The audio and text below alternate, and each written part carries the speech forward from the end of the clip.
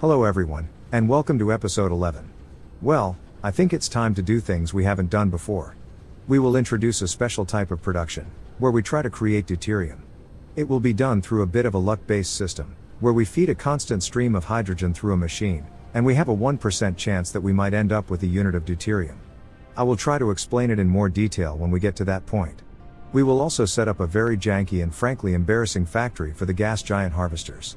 We will need a lot of hydrogen for the deuterium refining, and the most reliable way of getting it is from those harvesters. Also, we will run out of power while on the giant, so be prepared for a bit of a struggle to get off that thing.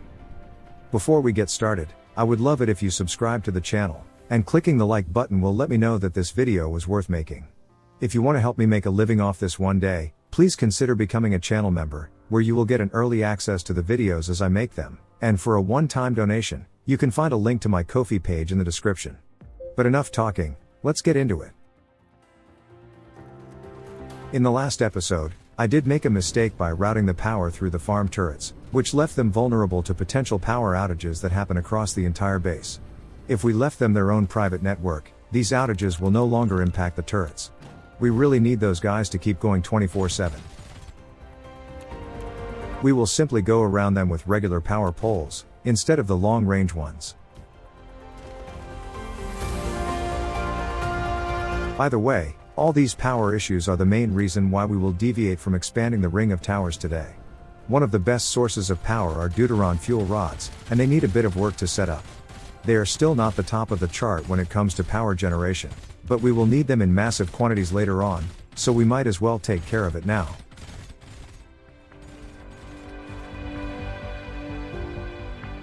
One of the poles on the planet are already completely covered by windmills, which left us with the other one for this deuterium refinery.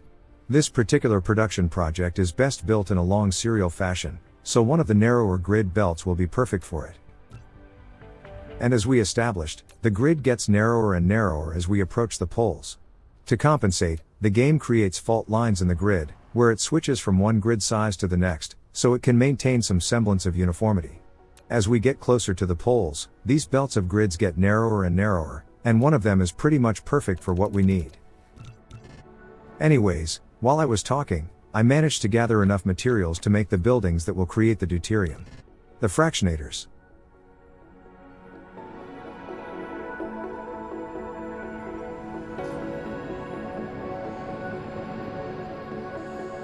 Well, we are about to run out of power. We better stock up on fuel before we run into some trouble.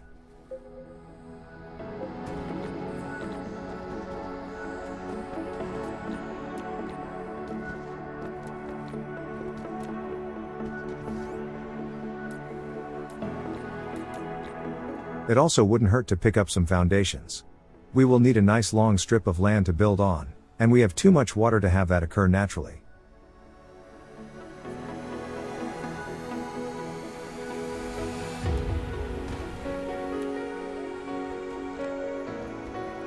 This particular belt will be perfect for this whole setup. It's just a tiny bit wider than what we need, but all the others would be too narrow, so this is what we went with. First, we will need a logistics tower. Eventually, we will use it to bring in and store the hydrogen we need to make the deuterium.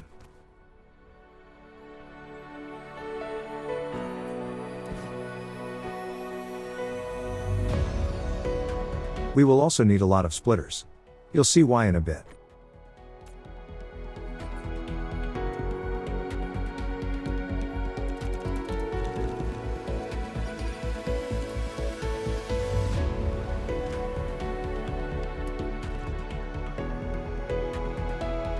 Okay, so here's the basic idea. We will have a central line that will feed the finished deuterium back into the tower, so it can be distributed all around the base. Then, we have two lines coming out of the tower, carrying the raw hydrogen, ready to be refined. And this process happens in these funky buildings called fractionators. Basically, they have three ports. The two on the sides are where the hydrogen gets fed through, and the middle one is where the deuterium pops out. As I've said in the intro, this is all based on chance. Every time a unit of hydrogen passes through the building, it has a 1% chance to turn into a unit of deuterium, taking that hydrogen off the line. Which means, the more hydrogen we can push through the buildings per second, the bigger the chance that we end up with what we need.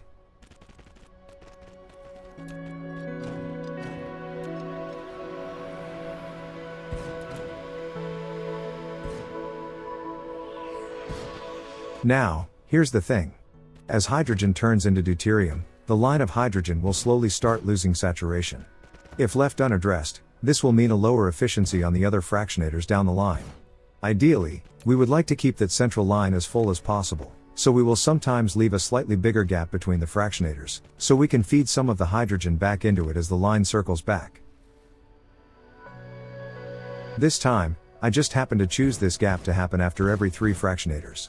For the perfect efficiency, we should do this after every single one, but to be honest, I'm okay with 3. It's really up to personal preference. Some people leave bigger gaps, others leave less. Now, copy-pasting this over and over again did leave some errors behind, so we need to go around and fix them. This sometimes happens when we are dealing with the grid belts closer to the poles.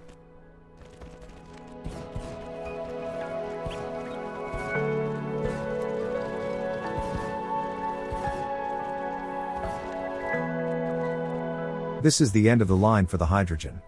But remember, we need it to flow continuously through the fractionators, since they only do that 1% check with every new hydrogen that passes through them. We need it to run in a continuous circle.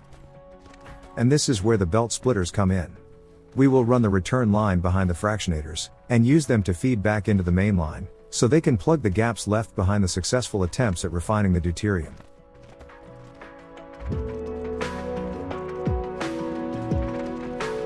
At the end of the line, we will just finish the circle, and we make sure to only ever side load extra hydrogen from the tower.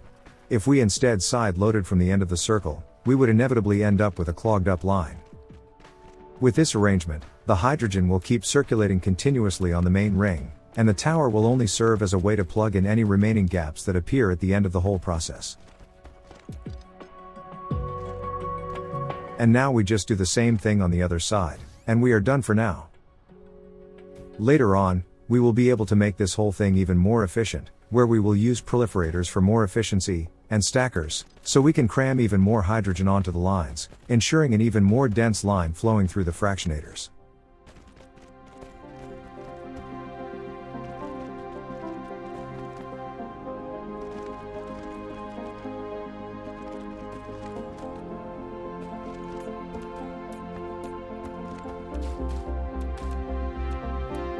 Let's add power poles along the line, and this place is ready to start receiving hydrogen.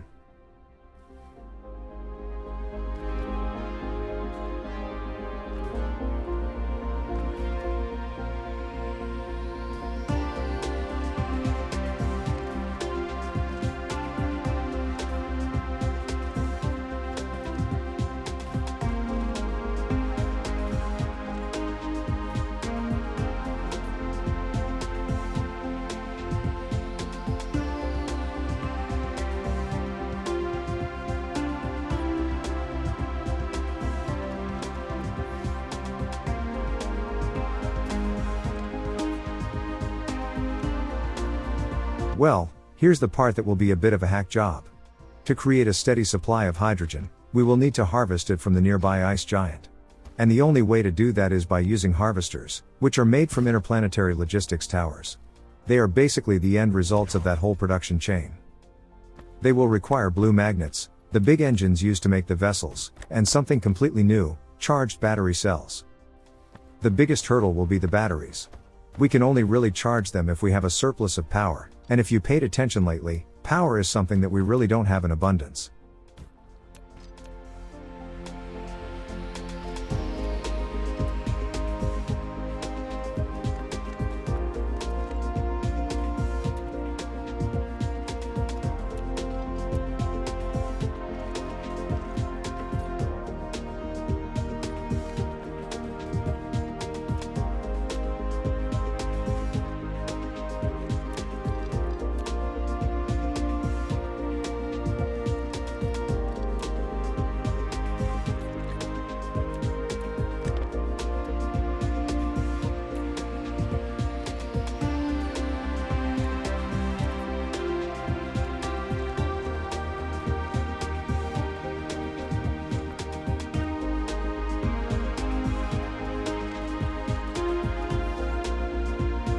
Well, it seems the titanium alloys are suffering from a lack of acid.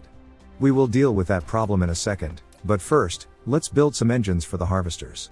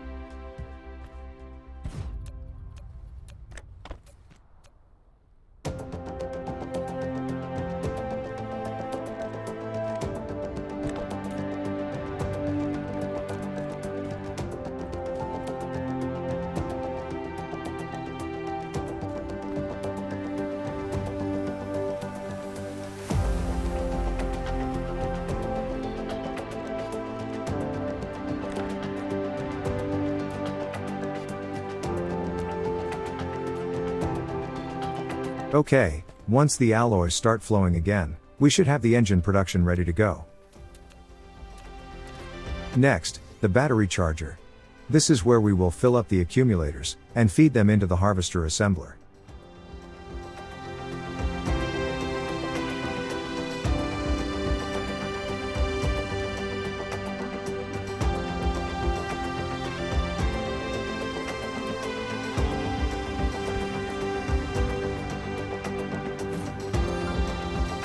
Sadly, batteries don't grow on trees, so we will also need to make those in a factory, and they will require silicon crystals, which is also something we haven't done before. Well, we did make some to build the signal tower that one time, but that's it.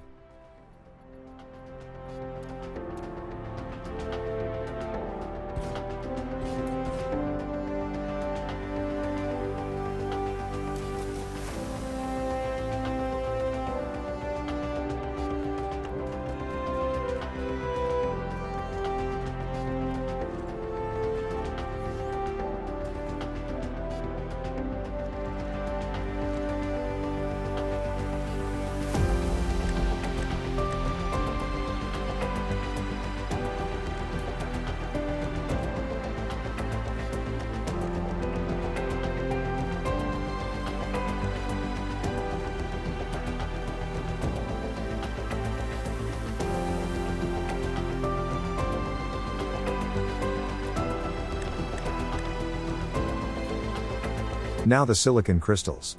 They are made in a furnace. 3 should be plenty enough.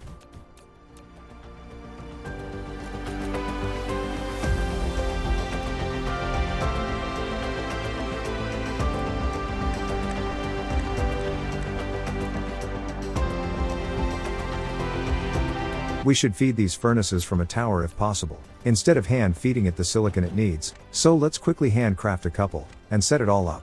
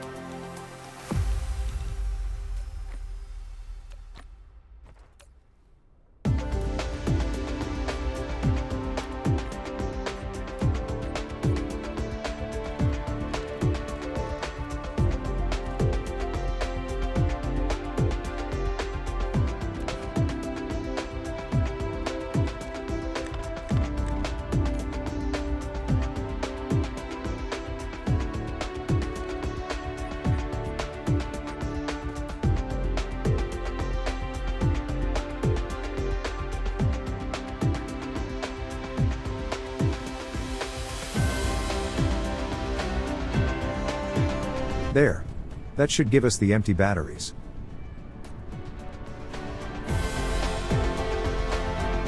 Next, we need to feed them into the charging station, and then route the full ones into the harvester assembler.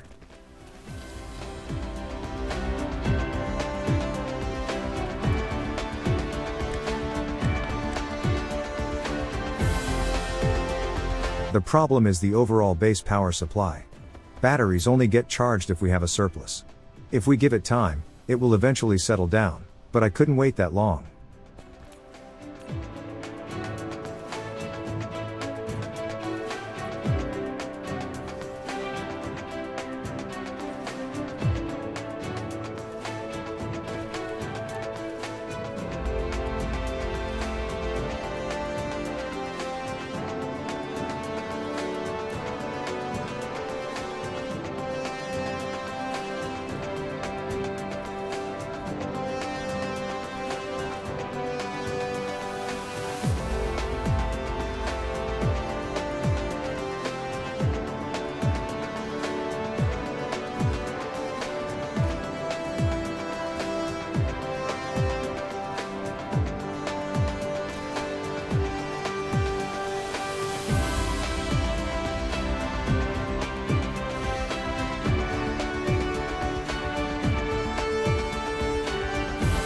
Yep, that's what I was dreading. As soon as the fractionator setup came in contact with this patch of wind turbines, they immediately started charging it. I said it before, and I'll say it again. Logistics towers are extremely power hungry.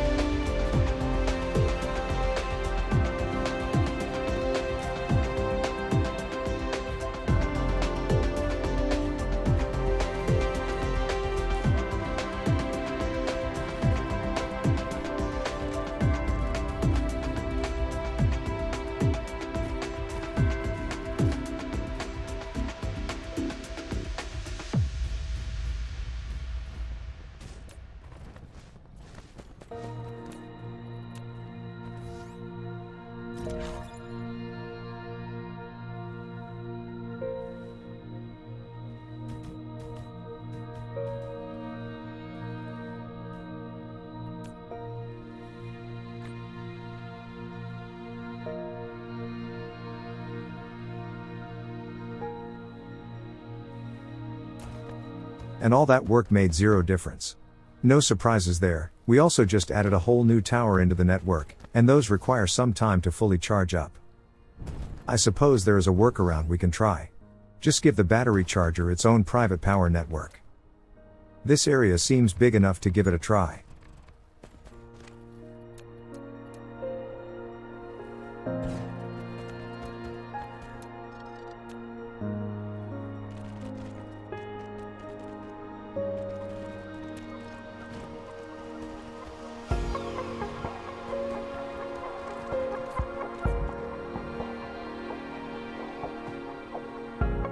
Oops. I forgot to tell the station to be in charging mode, so it just let the empty ones flow through it.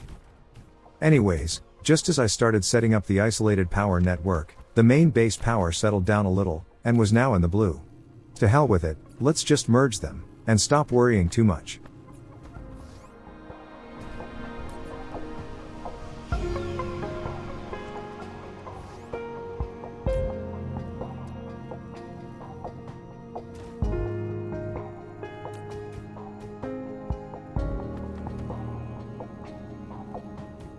We got there in the end, even if this whole setup is extremely janky, and to be honest, a bit embarrassingly slapdash. But we only need it to be functional for a while, it will be replaced eventually with a proper mall setup. Anyways, what we need now is the acid. That's the bottleneck for the titanium alloys, and we need those to make the engines for the harvesters, so we need more of it.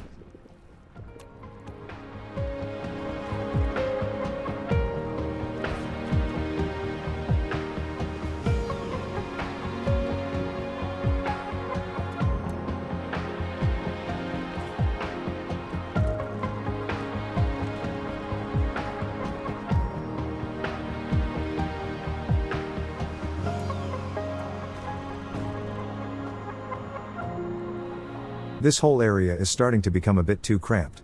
We will need to do some reorganization to make it all fit together.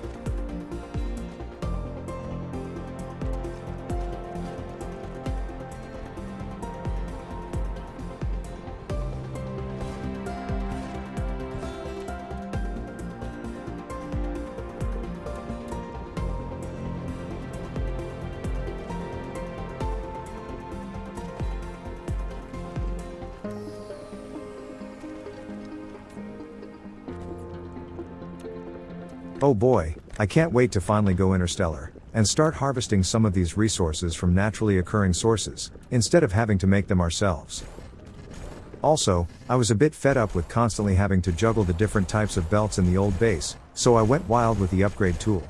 We still didn't do everything, but it should make our lives a bit easier if we ever need to tinker with the starter base again. Anyways, we finally had our first harvester in the output box. As for research, after running out on the last queue, my first idea was to just add more of the base technologies, but then I thought better of it. We've been neglecting the upgrades lately, and it shows. We should do some of those, with a special focus on the logistics boosts. If our drones and vessels were not only faster, but carry more stuff, they would need to make fewer trips, which would in turn cut down on the overall power consumption, which would be a big benefit.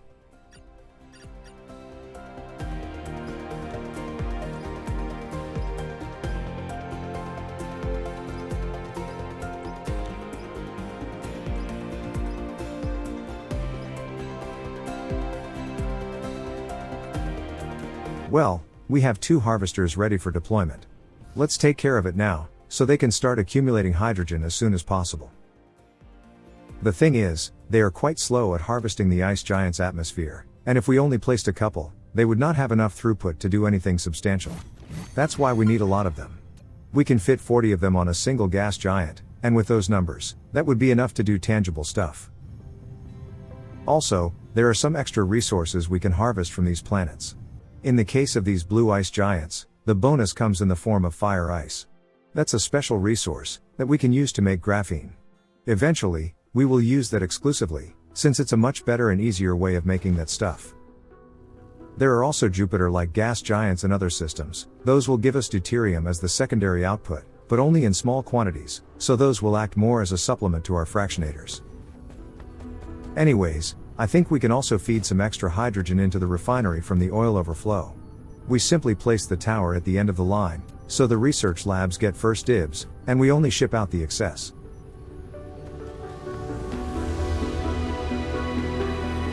The drones are already on their way to pick it up, so it's only a matter of time before we start seeing some deuterium on the network.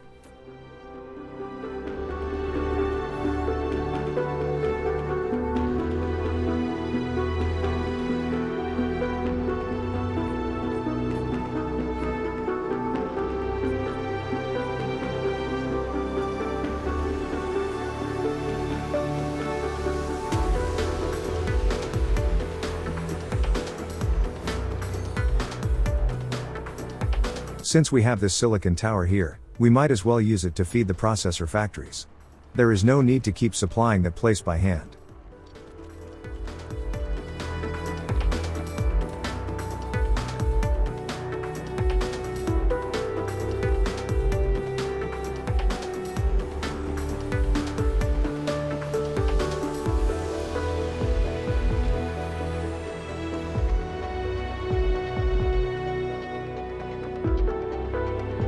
I was about to place some more harvesters on the ice giant, but I misjudged my power level, and ended up running out just as I landed.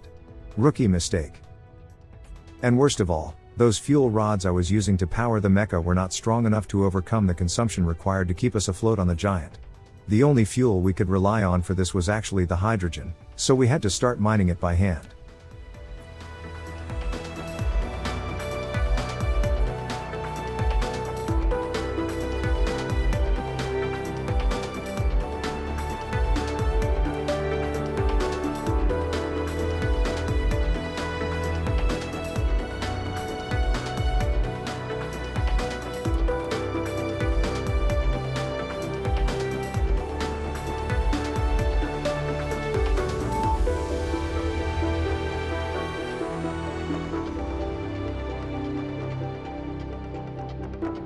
Thankfully, we managed to land relatively close to the equator, so we could place the third harvester.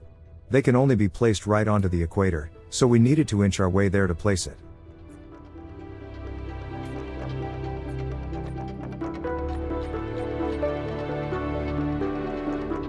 With pure hydrogen in our fuel chamber, we could now wait patiently to generate enough juice to lift off this ball of gas.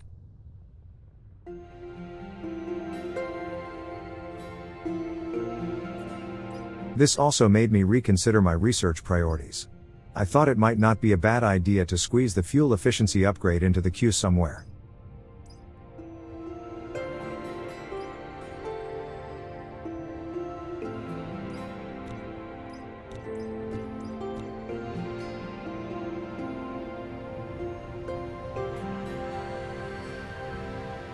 Okay, we managed to achieve spaceflight. Let's try our best to escape the gravity well of the ice giant, and fly back home.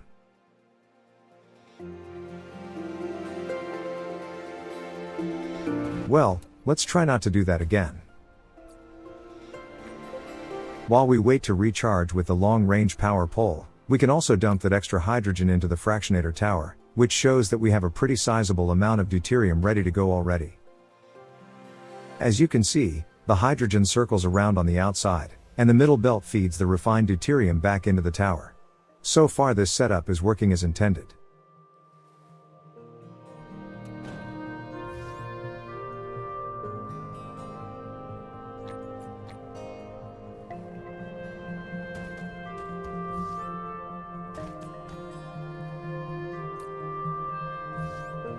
One of the biggest bottlenecks now is the blue magnets. And the issue with those is the lack of green motors. Well, that settles it. The next thing we need to make with the towers will be those motors.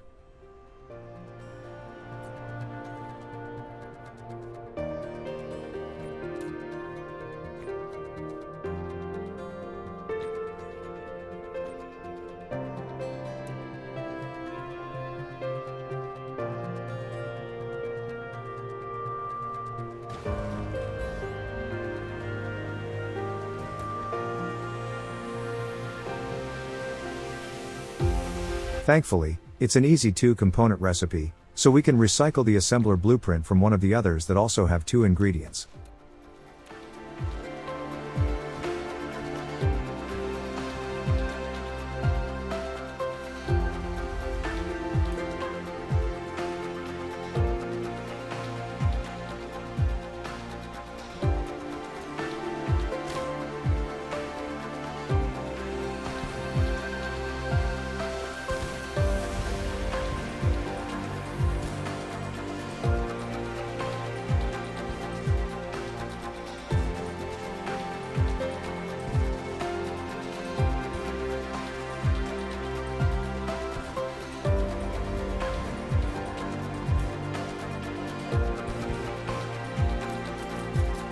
Thankfully, this reminded me that we need to deal with a couple errors I made in the last episode, one of which was a missed recipe change among the circuit board assemblers.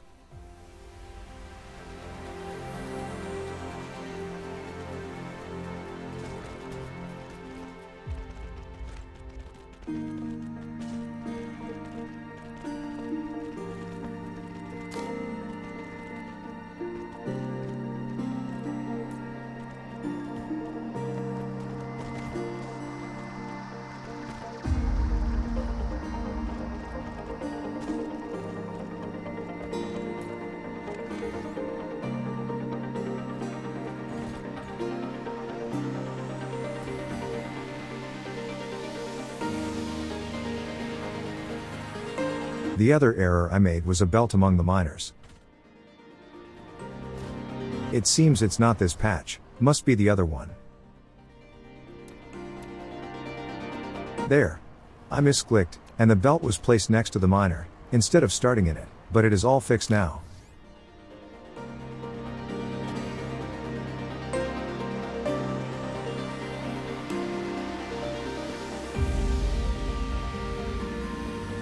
Remember how slow we were at the start of the game? Look at us now, flying all around the place, doing quick fixes in seconds.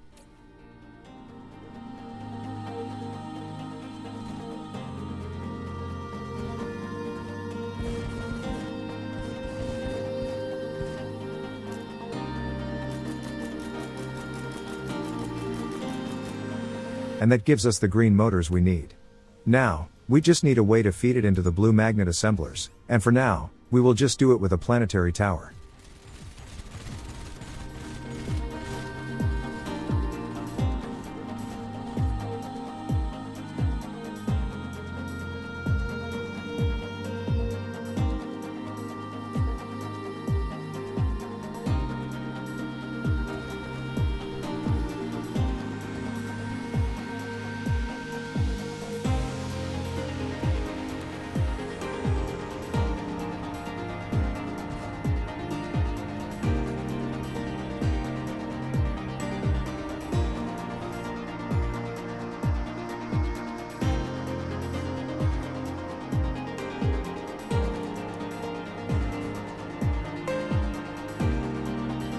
Okay, eventually, the drones will bring in the motors from the central manufacturing tower, and feed it into the central line.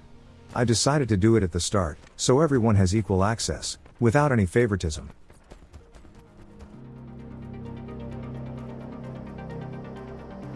And that's pretty much it for today. We will slowly start building up those harvesters over time, and we will keep expanding them on the ice giant, giving us an ever-increasing amount of hydrogen. With the deuterium supply more or less sorted, we can start thinking about using it to make the actual fuel rods, and feed them into fusion reactors. Not to mention using them as fuel for the mecha. They are a lot better than what we have now, that's for sure. But, I think we will try to do that with the final tower-based manufacturing already. This will require us to have the blue magnets, and the titanium alloy on the network as well, but those should be relatively easy. We just need a temporary source of acid, and we should be sorted on power for the near future. Anyways, if you haven't done it already, I would love it if you subscribe to the channel, and clicking the like button will also help letting me know that the video was worth making. If you would like to help me make a living off this one day, please consider becoming a channel member, where you will get an early access to the videos as I make them. And if you want to give a one-time donation, you can find a link to my Ko-fi page in the description. Thank you for your support, and I will see you in the next one.